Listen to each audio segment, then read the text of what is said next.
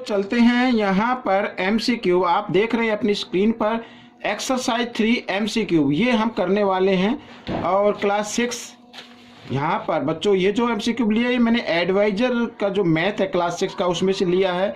और इसको कराने का एक ही पर्पज़ है क्योंकि it is important for your final exam, so please watch this video and share it. बच्चों यदि आप इसको ध्यान से देखेंगे तो आपके जो फाइनल एग्ज़ाम होने वाले हैं उसमें ये MCQ काफ़ी हेल्प करेगा सभी बच्चों के लिए। ठीक है, तो एडवाइजर मैथ जिनके पास जो एडवाइजर मैथ स्टडी करते हैं उनके लिए तो यूज़फुल है ही है, और साथ ही जो NCERT का मैथ यूज करते हैं उनके लिए भी काफ़ी यूज़फुल होने वाली है क्योंकि आपके फाइनल एग्ज़ाम में कुछ इसी तरीके से क्वेश्चन आने वाले हैं। तो प्लीज़ इसको ध्यान से देखें और अच्छे मार्क्स लें। तो देखो यहाँ पर फर्स्ट नंबर पर हम चलते हैं। ठीक है, अब कुछ बच्चे ये ना सोचे एक्सरसाइज 3 लिखा है तो MCQ, यानी एक्सरसाइज जो चैप्टर आपका 3 है उसकी सभी MCQ मैंने ली है। ठीक है, और एडवाइजर में से। तो देखो फर्स्ट क्वेश्चन क्या कहता है, the next number of the sequence. यहाँ पर इस सीक्वेंस को ध्यान से देखना है और उसका नेक्स्ट नंबर हमें फाइंड आउट करना है। ठीक है ना बच्चों, तो आइए देखो कैसे करते हैं। देखो यहाँ पर हम देख रहे हैं यहाँ पर 2 फिर 6 फिर 18। अब आप इसके देखें 2 3 जा 6 होता है। ठीक है, यानी इंटू 3, और फिर यहाँ पर जो भी बना है ठीक है तो उसको इंटू 3 किया गया है। यहाँ पर 2 3 जा 6, यहाँ पर 6 बन गया तो 18 आ गया। 18 को 3 से फिर मल्टीप्लाई किया गया है, ये आ गया। तो इसका मतलब 54 को 3 से मल्टीप्लाई करना है और जो भी नंबर आए वही आपका होगा। 3 4 जा 12। अब 12 देखो बच्चों यूनिट प्लेस पर ये आ गया तो ये आपका आंसर आएगा। आप पूरा भी कर सकते हैं। ठीक है ना, 3 5 जा 15 और 1 16, ये तरीके से। तो ये आपका ऑप्शन बन गया। इस तरीके से आपको सोल्व करना है, तो ध्यान से देखना है और प्रैक्टिस ज़्यादा से ज़्यादा रखनी है बच्चों। अब देखो बच्चों यहाँ पर लेगा question number 2, the coprimes in the following are. अब बच्चों को प्राइम आपको मालूम होगा कि को प्राइम नंबर वो नंबर होते हैं जिनका 1 के अलावा कोई भी कॉमन फैक्टर ना आए। ठीक है, 1 के अलावा कोई भी कॉमन फैक्टर ना आए। अब हम यहाँ देख रहे हैं बच्चों ये 7 की टेबल में ये आता है, तो ये तो हो नहीं सकता बच्चों क्योंकि इसमें 7 भी फैक्टर मिलता है दोनों में कॉमन। अब इसको देखते 36 और 55 को। अगर मैं यहाँ पर देखूँ 36, देखो 1 की टेबल में आता है, 2 की में आता है, 3 की में आता है। ठीक है ना, और 6 में आएगा, फिर 12 में आएगा, इसी तरह 18 में आएगा बच्चों, फिर 36 में आएगा। और 25 हम देखें तो 1 की टेबल में यहाँ पर 5 और फिर 25। अब देखो 1 के अलावा और तो कोई कॉमन फैक्टर नहीं है ना, तो ऐसे जो पेयर होते हैं उसको को प्राइम नंबर बोलते हैं। तो एक तो ये हो गया बच्चों। ठीक है ना, अब आगे देखो यहाँ भी ये 7 की टेबल में दोनों आते हैं तो ये नहीं होगा। और यहाँ पर हम देखें कि क्या ये होगा, जी हाँ ये 3 से हो जाएंगे दोनों, तो ये भी नहीं होगा। तो को प्राइम इसमें जो नंबर है वो B है आपका। ठीक है, अब हम करेंगे question number 3, which of the given series is such that the numbers are the square of the prime number. ठीक है बच्चों, अब यहाँ पर हमें बताना है, यहाँ पर ये कुछ सीरीज लिखी हुई हैं तो स्क्वायर नंबर हमें परफेक्ट फाइंड आउट करने हैं। देखिए यहाँ पर जैसे ये 2 का स्क्वायर है, 6 तो किसी का स्क्वायर होता नहीं तो इसको छोड़ दीजिए। ये 2 का स्क्वायर है, 3 का स्क्वायर है, ये 5 का स्क्वायर है, तो और ये 26 तो किसी का परफेक्ट स्क्वायर नंबर है नहीं, तो ये भी नहीं हो सकता आंसर। तो देखो यहाँ पर 2 स्क्वायर, 2 का स्क्वायर, 3 का स्क्वायर, 5 का स्क्वायर 25 होता है, 7 का स्क्वायर और यहाँ 11 का, तो ये परफेक्ट सीरीज में आता है। तो आपका ये C ऑप्शन जो होगा ये करेक्ट होगा। ठीक है, तो ये जो MCQ है उन बच्चों के लिए है जो प्रैक्टिस करते हैं और उन्हें थोड़ी सी हेल्प की ज़रूरत है। तो आइए अब हम करना शुरू करते हैं बच्चों। यहाँ पर क्वेश्चन नंबर 4 देखो लिखा है, the HCF of 2 number is 28 and their LCM is 336। If one number is 112 then the other number. तो अदर नंबर हमें फाइंड आउट करना है। अब बच्चों देखिए यहाँ पर मैं आपको इस पेपर पर कुछ करके दिखाता हूँ। देखो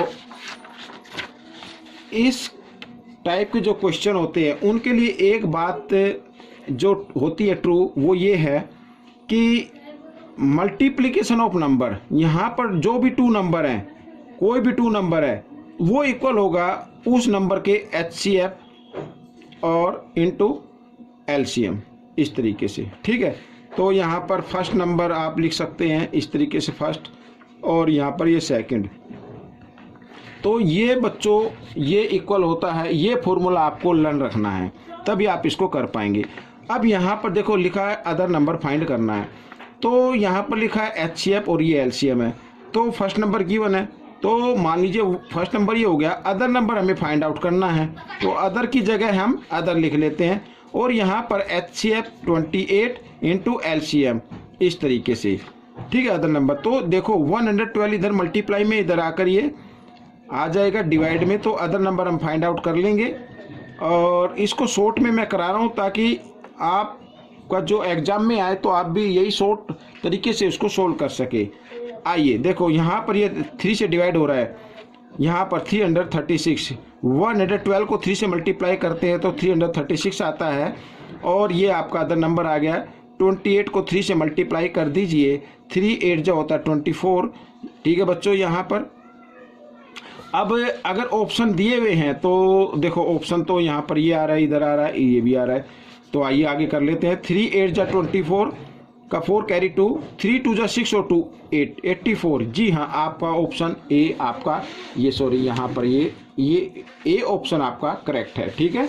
तो आइए अगले क्वेश्चन पर चलते हैं। देखो यहाँ पर लिखा है you are thinking a number, आप एक नंबर सोच रहे हैं, that is multiple of both 7 and 12, यानी वो 7 और 12 का मल्टीपल्स है। मीन्स 7 और 12 को अगर हम आगे टेबल बढ़ाए तो वो दोनों में आता है, ठीक है। What is the smallest number you can think, तो आपको देखना है वो स्मॉलेस्ट नंबर कौन सा होगा।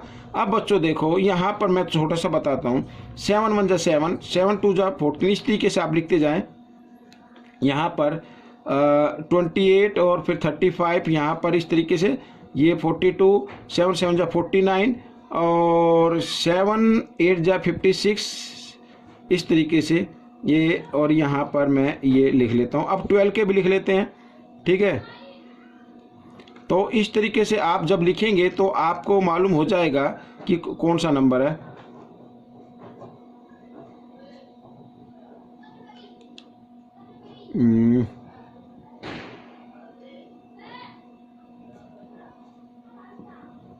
अब देखो बच्चों ये तो काफ़ी हो गई, अब इससे आगे हम नंबर बढ़ाते हैं। 70 है ना, तो 70 में 7 ऐड किया तो कितना आता है, 77 आता है।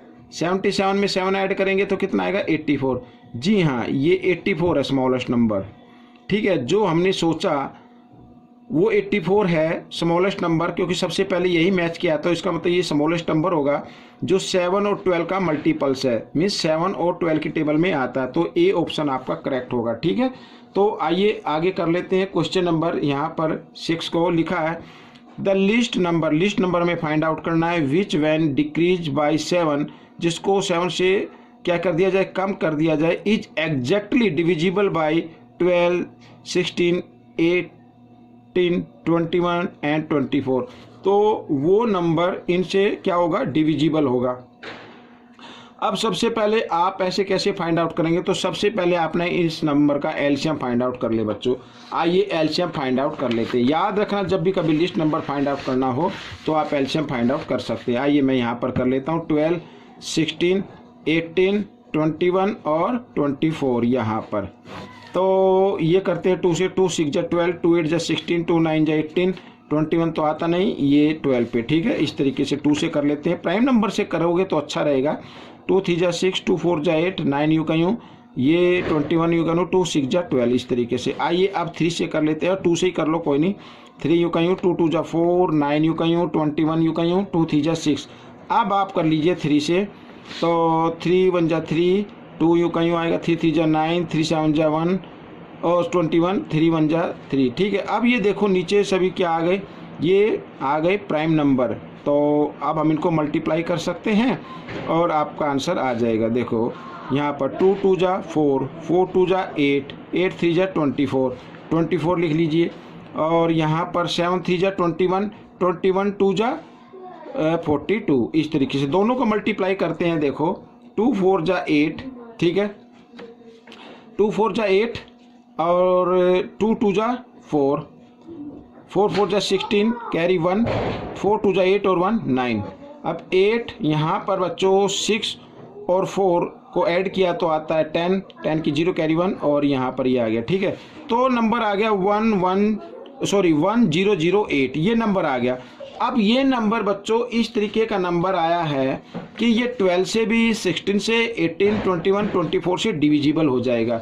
लेकिन क्वेश्चन कहता है कि वो नंबर हमें फाइंड आउट करना है, the list number which when decrease by 7, जब उसको 7 माइनस कर दिया जाए, इज एग्जैक्टली डिविजिबल बाई, तो जो 12 से, 16 से, 18, 21 और 24 से डिविजिबल हो जाए, तो वो नंबर हमें फाइंड आउट करना है। अब बच्चों देखो, अब अगर हम इसमें 7 ऐड कर देते हैं तो हमारा ये बन जाता है। ठीक है, अब ये नंबर डिविजिबल नहीं है, अब ये नंबर 12, 16, 18, 21, 24 से डिविजिबल नहीं है। क्यों नहीं? क्योंकि हमने इसमें 7 ऐड कर दिया। अब इसमें कहा, देखो क्वेश्चन क्या कहता है, जब डिक्रीज कर दिया जाए, अगर इसमें से 7 को हम माइनस कर देंगे तो फिर यही नंबर आ जाएगा, तो ये नंबर इनसे डिविजिबल हो जाएगा। तो आपका ऑप्शन रहेगा बच्चों यहाँ पर सी। ठीक है, इस तरीके से। अब देखो आगे लिखा क्वेश्चन, यहाँ पर 7 कहता है the smallest 4 digit number divisible by 3। अब 4 डिजिट नंबर बच्चों मैं आपको बताता हूँ स्मॉलेस्ट, तो यहाँ से शुरू होते हैं। ठीक है ना, क्वेश्चन भी आपका दिखना चाहिए और ये क्वेश्चन भी। ठीक है, the smallest 4 digit number divisible by 3, जो 3 से डिविजिबल हो, तो हमें बताना है कि वो ओड नंबर होगा, इवन नंबर होगा या ए प्राइम नंबर होगा। प्राइम नंबर तो हो नहीं सकता, ठीक है, क्योंकि 3 से डिविजिबल है, तो आंसर होगा ओड नंबर या इवन नंबर। आइए अब 4 डिजिट का हमें फाइंड आउट करना है, तो इसमें तो माइनस तो हम कर नहीं सकते, तो हम क्या करेंगे, ऐड करेंगे। और बच्चों अगर हम इसमें 1000 में हम 1 ऐड कर दे तो 1001 हो जाता है, जो कि 3 से डिविजिबल नहीं है। क्यों नहीं है? क्योंकि 3 से डिविजिबल के लिए उनके डिजिट का सम 3 का मल्टीपल्स होना जरूरी है, तो ये नहीं होगा। तो हम इसकी जगह क्या लिख सकते हैं, 1002। अब 2 + 1, यहाँ पर 0 तो ऐड ना, तो 0 ऐड होती है ना माइनस होती है, तो इन डिजिट को ऐड करते हैं तो ये 3 आता है और 3 का मल्टीपल्स है, तो ये नंबर बच्चों इवन नंबर आ गया, तो बी ऑप्शन आपका करेक्ट है। ठीक है, ये 3 का मल्टीपल्स है, मीन्स 3 से डिवाइड हो जाएगा। अब बच्चों यहाँ पर देखिए क्वेश्चन 8 में, तो 1 of the factor of the number, यहाँ पर बच्चों ये रोमन काउंटिंग में लिखा है और हमें बताना है यहाँ पर ये जो भी आएगा। आइए देख लेते क्या आता है। ये 500, डी को 500 बोलते हैं, ये 500 हो गया, और एल को 50 बोलते हैं, +50 भी कर देते हैं, और ये 6 है तो +6, तो 556 हो गया बच्चों, 556 हो गया यहाँ पर। तो अब बताना, इसमें लिखा है कि इसका फैक्टर इनमें कौन सा है। ठीक है, तो वो करने के लिए तो जो भी नंबर दिए ऑप्शन, तो उससे डिवाइड हो जाना चाहिए। ठीक है, यहाँ पर 6 है और तो 9 4 जा 36 होता है ना, तभी तो आएगा ना यूनिट प्लेस पर 6, तो यहाँ पर सभी में 9 है। तो आइए इसको हम 4 से मल्टीप्लाई करके देख लेते हैं कितना आता है। 4 9 जा 36 कैरी 3, 4 3 जा 12 और 3 15 कैरी 1, 4 1 जा 4 और 1 5। जी हाँ, ये तो फर्स्ट में ही आ गया। तो आपका जो फैक्टर होगा, 1 ऑफ द फैक्टर इसका, वो 139 होगा, तो ये ए ऑप्शन आपका करेक्ट हो गया। तो बच्चों ये थे MCQ, आपको कैसे लगे मुझे जरूर बताएं। क्लास 6 के लिए काफ़ी कमेंट्स आ रहे थे कि सर 6 के लिए बताए, 6 के लिए बताए, व्हाट्सएप पे भी कमेंट आते थे, तो मैंने उसके लिए ये बनाया है। और हाँ, एक बात और मैं आपको बताना चाहता हूँ, एडवाइजर मैथ में से मैंने लिया है, जो NCERT की बुक्स को रीड करते हैं, स्टडी करते हैं, और जो एडवाइजर की बुक को करते हैं, दोनों के लिए काफ़ी हेल्पफुल होने वाला है, क्योंकि आपके जो फाइनल एग्जाम होंगे उसमें काफ़ी हेल्प करेगा। ठीक है बच्चों, तो ये वीडियो कैसी लगी मुझे ज़रूर बताएं, और इसको अच्छी लगी तो शेयर कीजिए, लाइक कीजिए, ज़्यादा से ज़्यादा इसको देखिए और लोगों को बताएं। Thanks for watching my videos.